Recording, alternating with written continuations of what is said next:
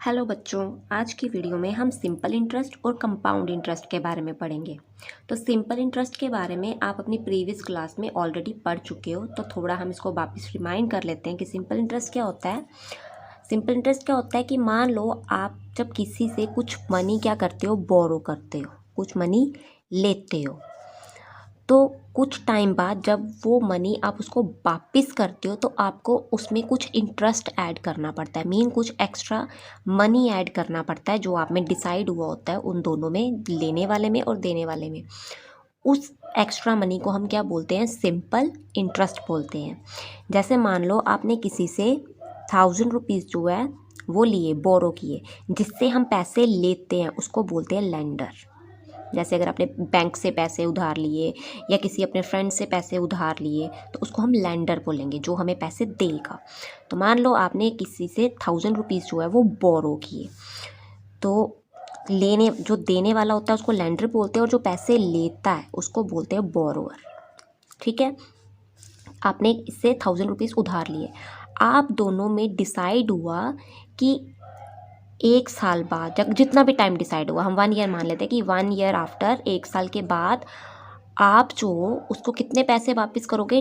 10% extra interest लगा के, 10% interest के साथ उसको पैसे वापस करोगे। मतलब 1000 रुपीज़ वापस नहीं करोगे, आप 10% और उसमें ऐड पैसे करके उसको वापस करोगे। कितने टाइम के बाद? 1 ईयर के बाद।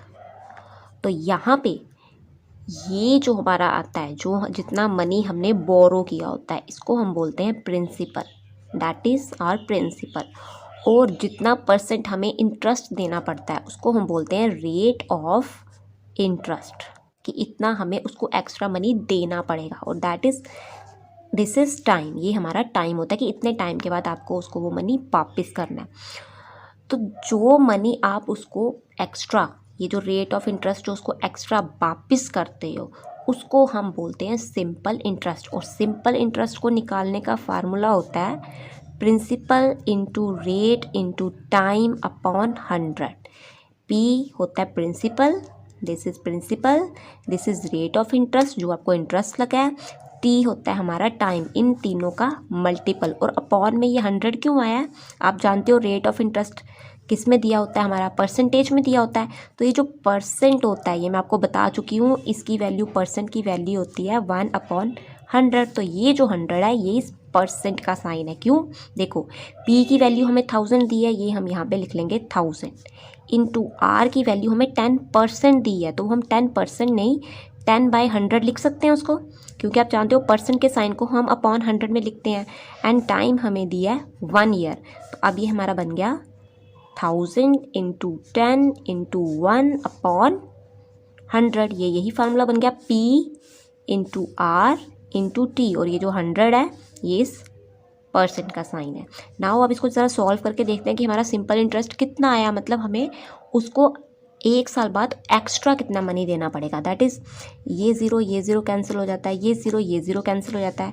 दैट इज़ 100 रुपीज़ जो है हमें उसको एक्स्ट्रा और देने पड़ेंगे। तो जो हमारा जो टोटल अमाउंट होता है, इतना पैसा उसने लिया था, इतना उसको जो इंटरेस्ट एक्स्ट्रा मनी देना है उसको देना है। तो इन दोनों का सम जो होता है उसको हम बोलते हैं अमाउंट।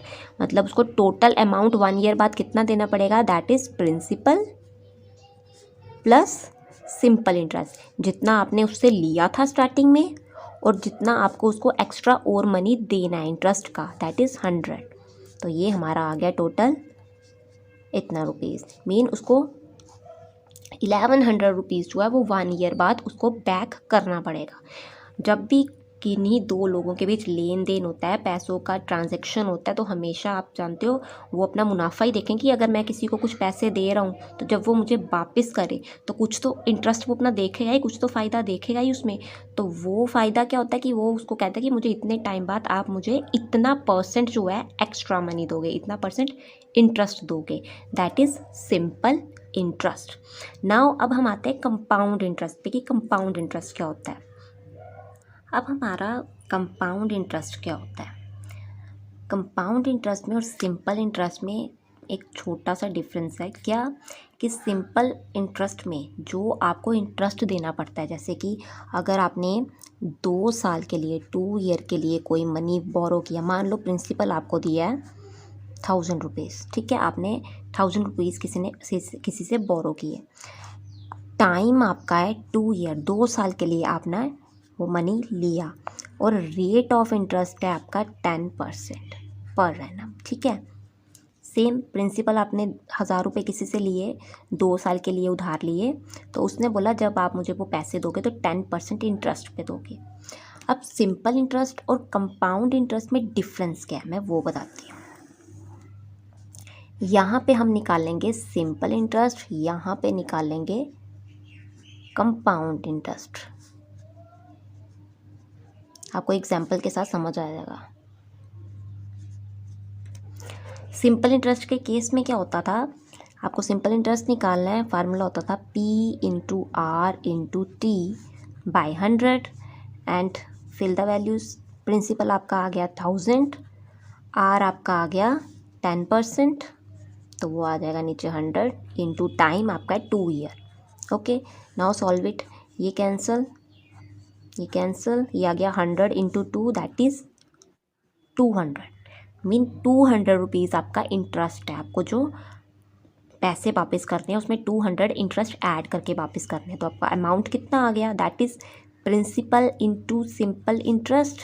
तो प्रिंसिपल आपका 1000 है, सिंपल इंटरेस्ट आपका 200 है। इतना रुपीज़ जो है आफ्टर 2 ईयर आपको उसको वापस करना है। बट कंपाउंड इंटरेस्ट में क्या डिफरेंस है, यहाँ पे एक छोटा सा डिफरेंस क्या है, जैसे यहाँ पे आपका जो रेट ऑफ इंटरेस्ट था वो पूरे 2 साल पे 10% लगा, बट कंपाउंड इंटरेस्ट के केस पे क्या होगा, आपका ये जो 10% इंटरेस्ट लग रहा है ये हर साल पे लगेगा, ना कि पूरे 2 साल पे लगेगा, ये हर साल पे लगेगा। एग्जाम्पल के साथ मैं आपको दिखाती हूँ, जैसे आपका यहाँ पे सिंपल इंटरेस्ट हम निकालते हैं। पहले जैसे मैंने बताया हर साल पे ये इंटरेस्ट लगेगा, तो सबसे पहले हम फर्स्ट ईयर के लिए निकाल लेंगे कि फर्स्ट ईयर पे उसको कितना इंटरेस्ट लगेगा।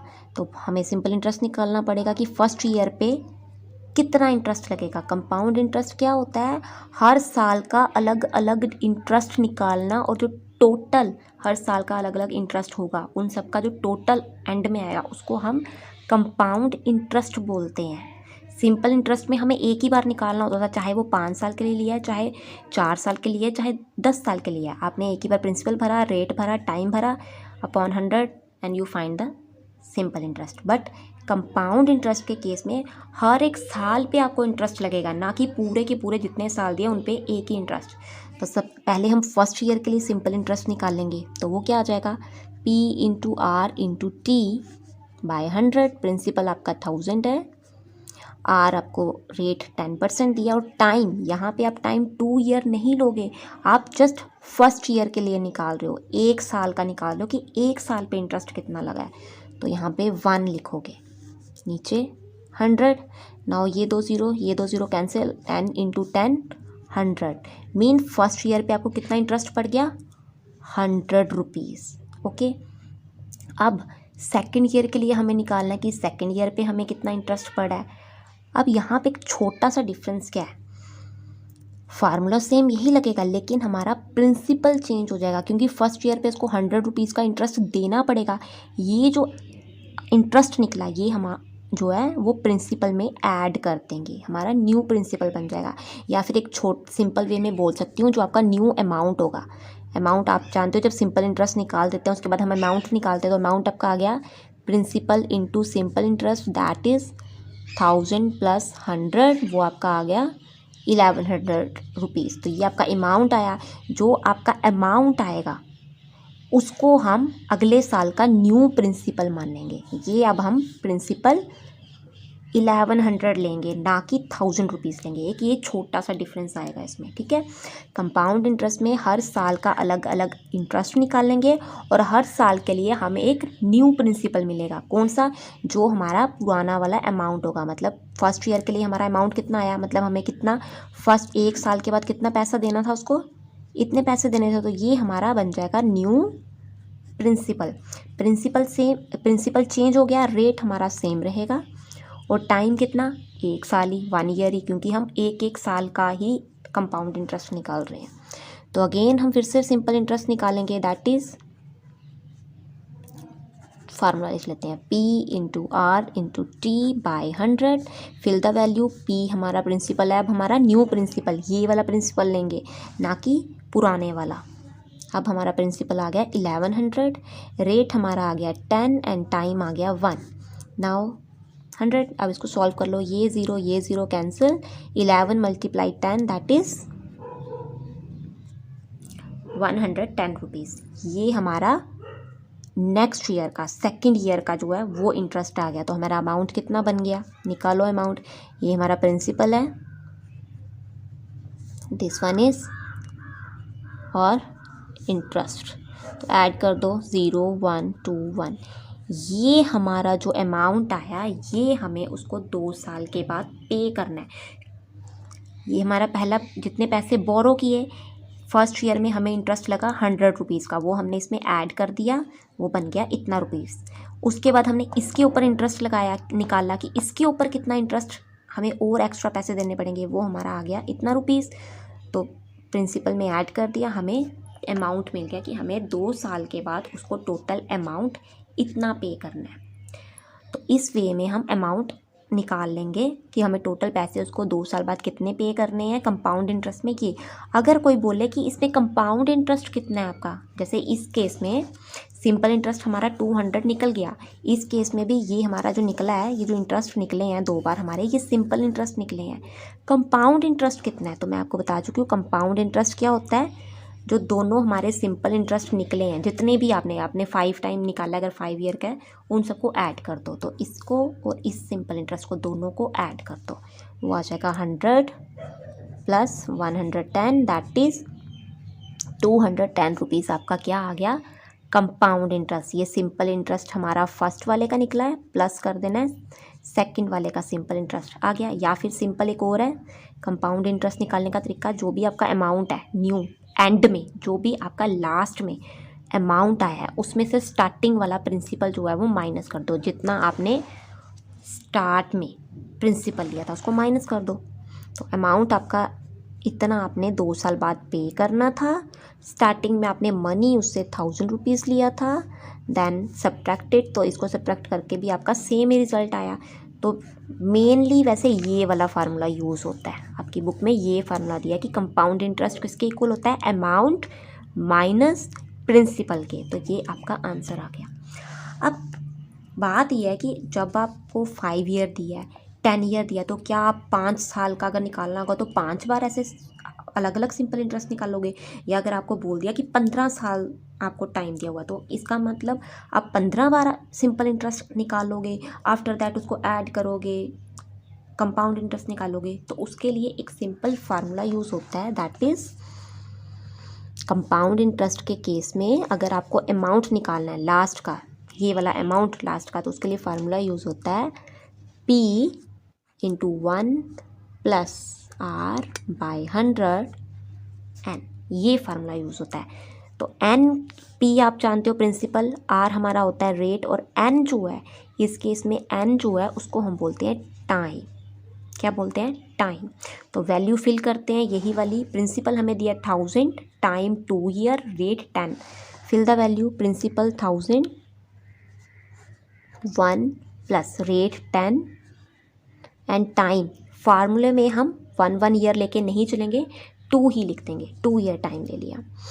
देन अब इसको सॉल्व करते हैं, ये हमारा आ गया 1000, 1 प्लस ये ज़ीरो कैंसिल, तो ये हमारा कितना आ जाएगा 1/10 रेज़ टू पावर 2।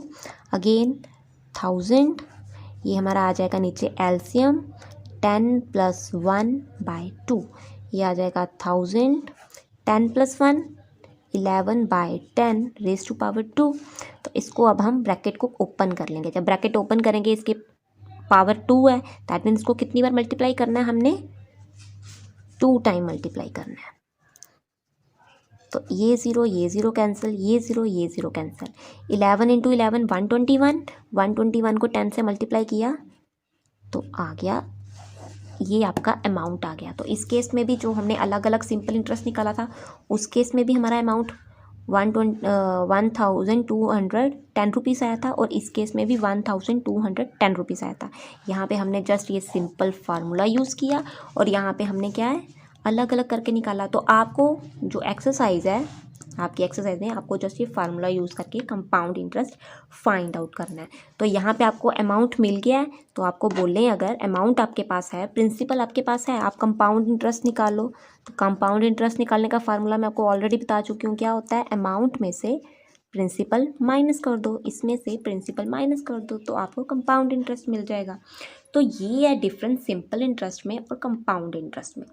आगे कंपाउंड इंटरेस्ट के कुछ और भी पार्ट्स होते हैं कि हाफ ईयरली अगर आपको कंपाउंड इंटरेस्ट दिया हुआ है, मतलब 6 महीने का अगर कंपाउंड इंटरेस्ट 6 महीने पे लिया हुआ है, क्वार्टर ईयरली लिया हुआ है, तो वो कैसे सॉल्व करेंगे वो मैं आपको जब उनसे रिलेटेड क्वेश्चंस आएंगे वहाँ पर उनके साथ साथ ही समझा दूँगी। ओके, सो आज के लिए वीडियो हमारी यहाँ पे ख़त्म होती है। So thank you and bye.